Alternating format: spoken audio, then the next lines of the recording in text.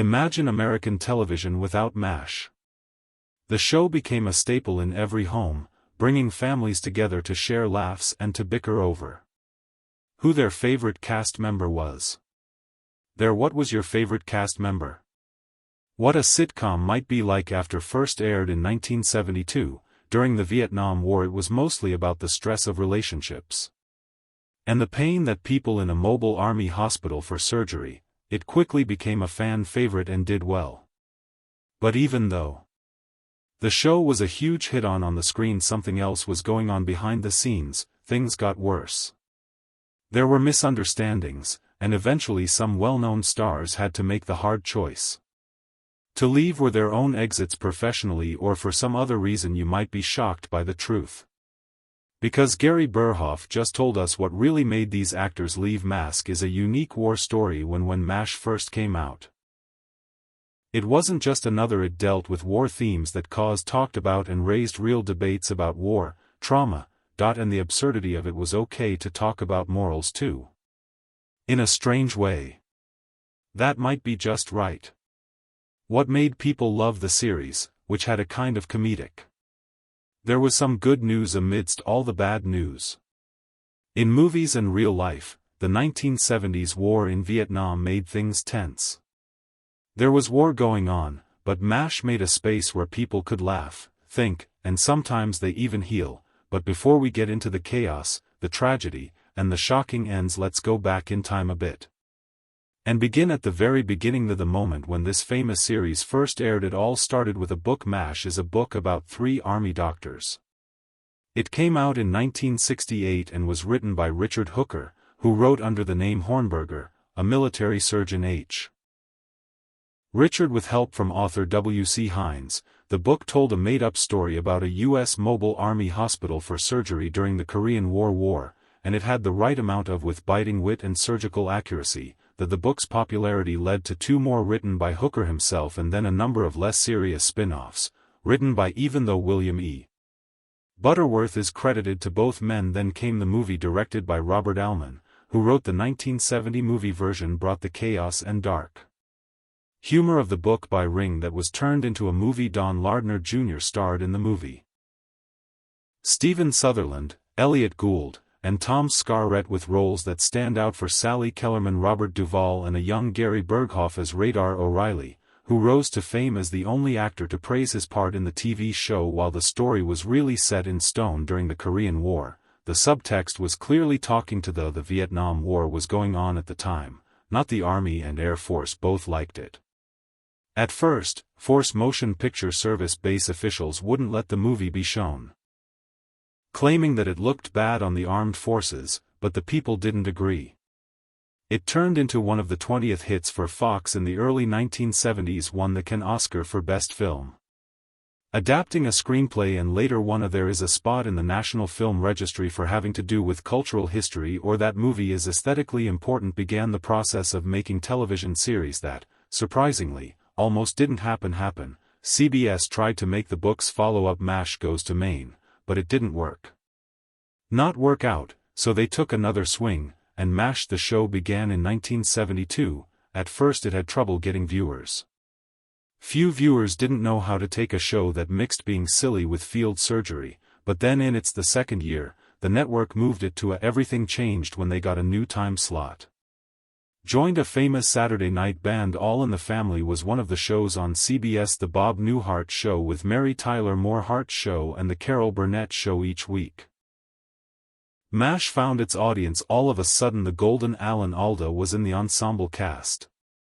Wayne Rogers played Hawkeye Pierce, played Trapper John, and they were by Loretta Swit as Hot Lips head nurse, Larry Linville as tense Frank Houlihan, Robert Burns, Milan Stevenson as the likable Bradley, Gary Burghoff as Radar in the role of Father Malky, William Christopher, Jamie Farr as the unforgettable Klinger. Over time, new people like Mike Frell, John David Ogden Steers, Harry Morgan, and some moved on, but it didn't matter what.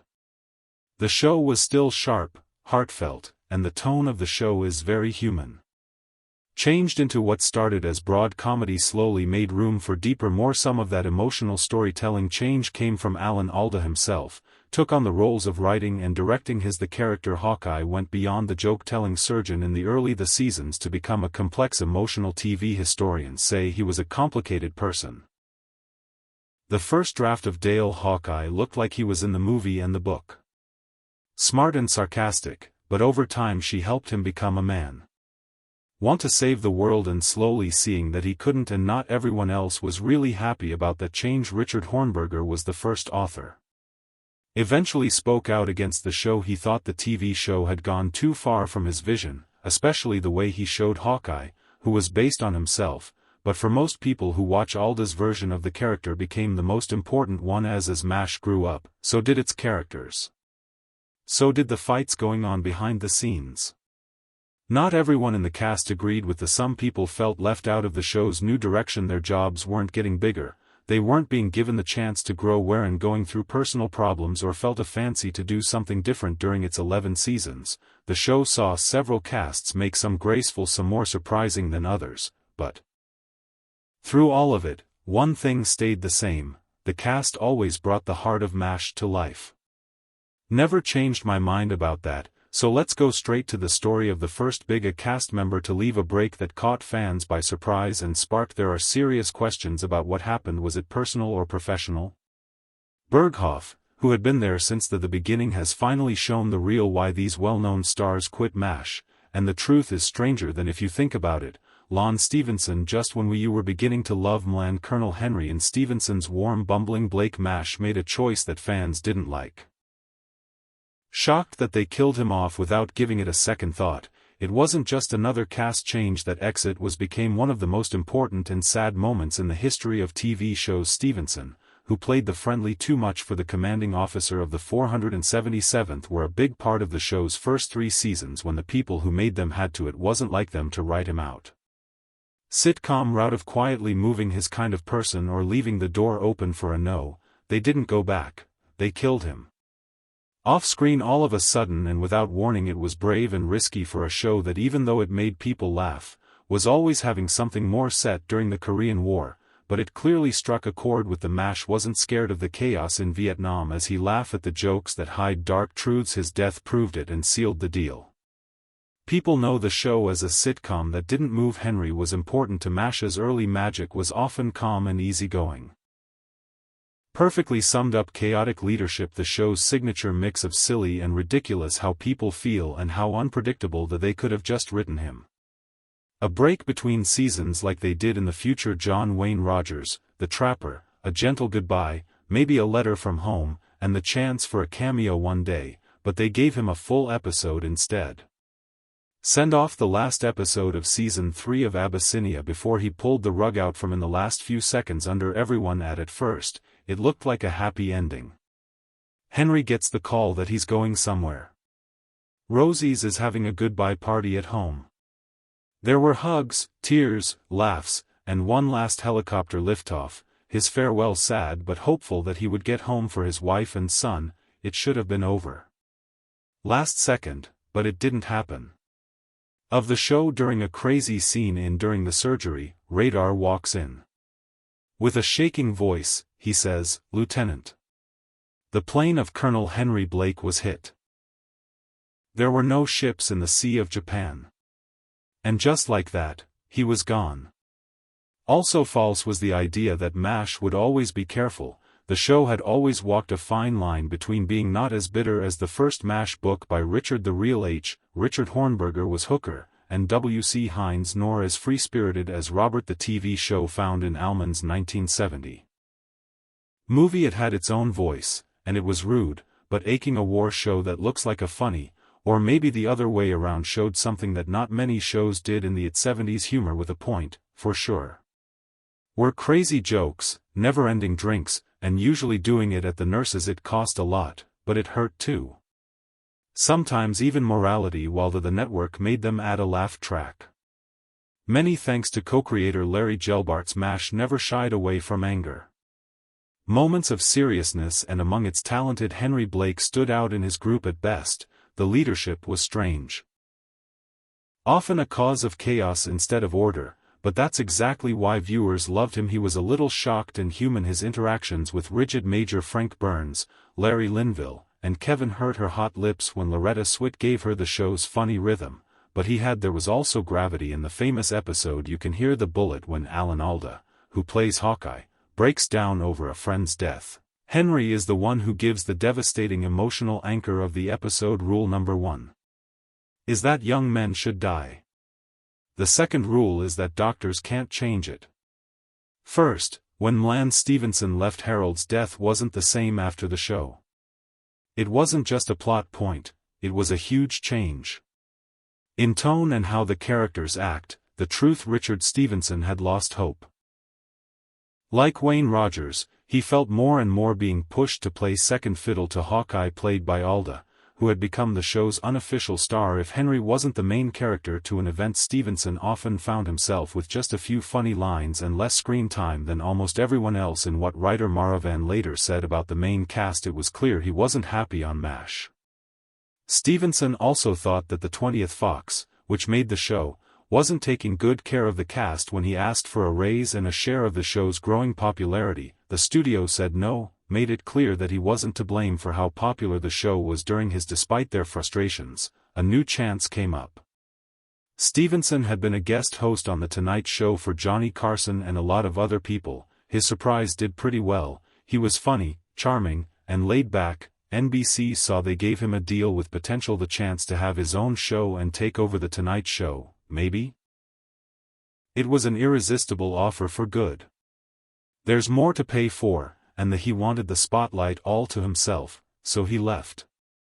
MASH knew he was leaving because Larry Galbart and Gene Reynolds, who created it, had time to write Henry's farewell speech. The writers played around with a few ideas. Reynolds remembered later that he had floated, "What in the event that he went into the drink a figure of speech that ultimately it was taken literally," Reynolds explained. This way, what the actor wants and what the author needs, two different things. Things are the same for what the audience wants. MASH had always a good mix of comedy and tragedy. There were episodes that went from slapstick to sadness. The writing was clear enough to land both times, and while it was running most of the time in the form of soldiers without names, that no main character had ever been taken away so violently. Henry, he went into the drink and came out a hero. He was full of hope until he died. There was no ending, so the moment broke.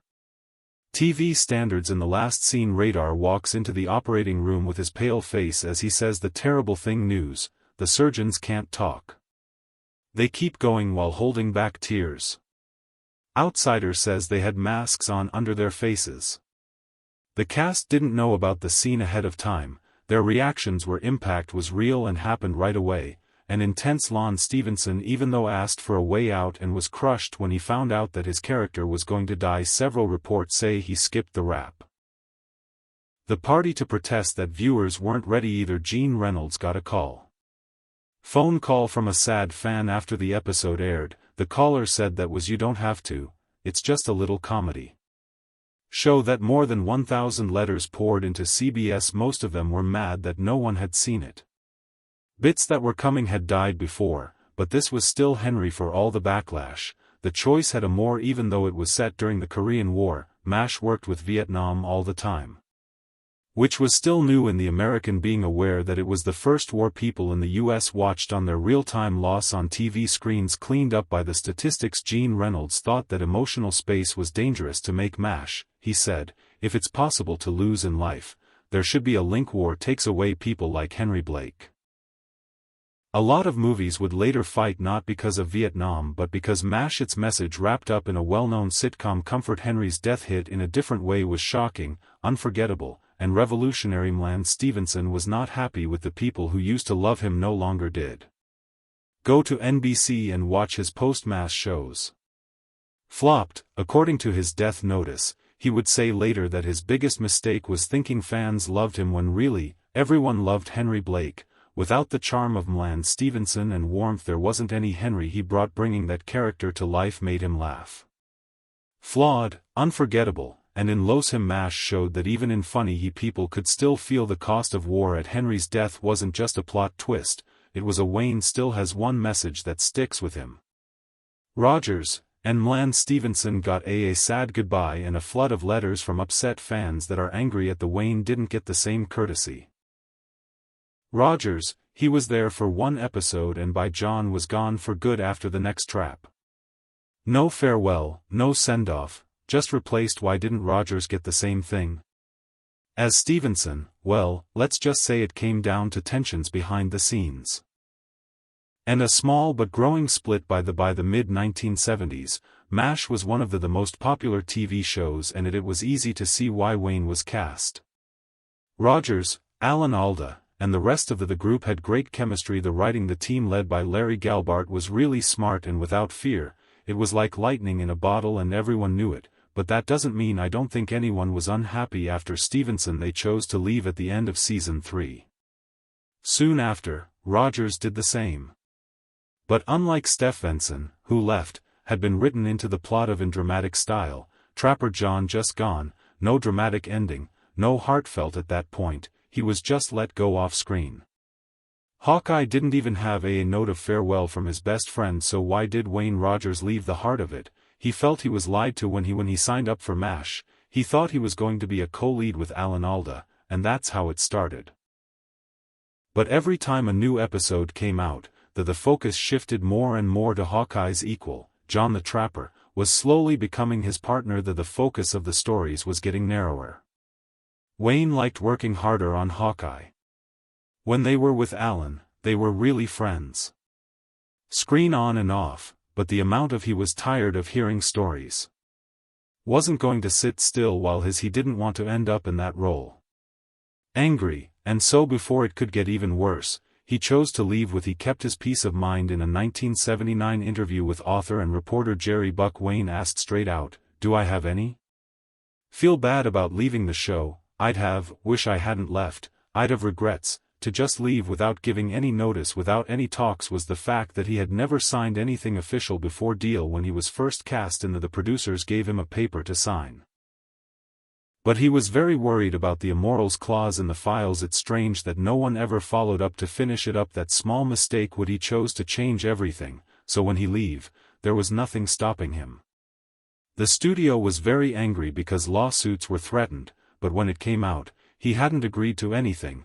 There was, in this case, he was free to leave, which is why at the start of season 4, Trapper John was already gone. No big exit, no sad goodbye. It was just a quick line explaining that he'd been released for Hawkeye. His closest friend, Trapper, seemed to have disappeared overnight. No note, no goodbye, and no Rogers, on the other hand, landed on his feet. He was a star with Lynn Redgrave in the CBS sitcom House Calls, show based on a movie. He took over from Larry Hagman in the TV movie I Dream of Jeannie, a 15-year-old boy playing astronaut Tony Nelson, but over time his real love was writing, not acting.